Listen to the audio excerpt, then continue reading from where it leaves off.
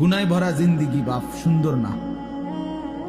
কোনো পাপী কোনো নাফরমানকে কেউই ভালোবাসে না, সম্মান করে না, এবং প্রত্যেক অপরাধী নিজের কাছেও লজ্জিতই থাকে। কোনো নষ্ট চরিত্রের লোক ছেলে সে নিজের কাছেও নিজেকে অপরাধী ভাবে।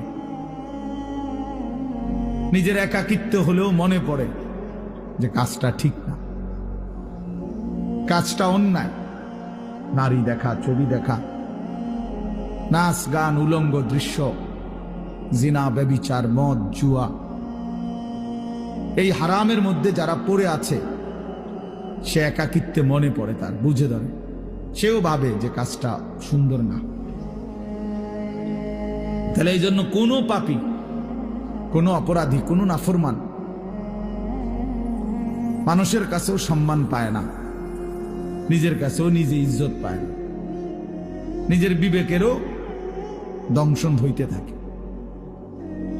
এই জন্য আমি বললাম গুনাহ, নাফরমানি ইজ্জত দেয় না, সম্মান দেয় না, প্রিয় বানায় না, বরং কিতাবের মধ্যে আছে বুগদাতুন ফি কুলুবিল খালক, প্রত্যেক গুনাহ মানুষের অন্তরে ঘৃণা তৈরি করে।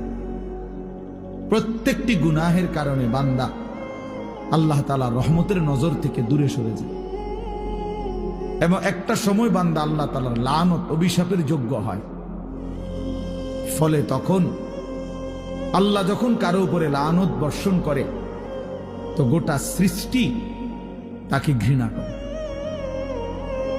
এই জন্য তোমরা ছেলেরা মনে রেখো, আমি আজকে ওই আসরের আগে এক জায়গায় বলছি এই কথাটা, তোমরা অনেক ছেলে আছো, একটা মিনিট ভাইব এই কথাটা, যে তুমি মনে করো দিন রাত মোবাইলে নারী, ছবি, অশ্লীল দৃশ্য দেখো, কখনোই এক ওয়াক্ত নামাজ পড়ো না, কোনোদিন ফজরের নামাজ পড়ো না, নাচ গান, নাটক, সিনেমা, ছবি, এই নিয়েই তোমার রাত কাটে, দিন কাটে, সময় কাটে, অথচ কেউ তোমারে ডাকে না। তোমার মা, তোমার বাবা, তোমার গ্রামের কেউ, কারো তোমারে নিয়ে কোনো মাথা ব্যথা নাই যে ছেলেটা যে আমাদের চোখের সামনে নষ্ট হয়ে যাচ্ছে, চরিত্রহীন হয়ে যাচ্ছে, ফেরাইবার জন্য কারো চেষ্টা নাই, কারো মানসিকতায় নাই। কারণটা কি? তোমার দিকে কারো নজর নাই কেন? তোমার মা বাবা কারোই কোনো ফিকির নাই কেন? এর মূল কারণ হলো এইটাই, মনে রাখো, যে বুঝো বুঝলা, মনে রাখবা যে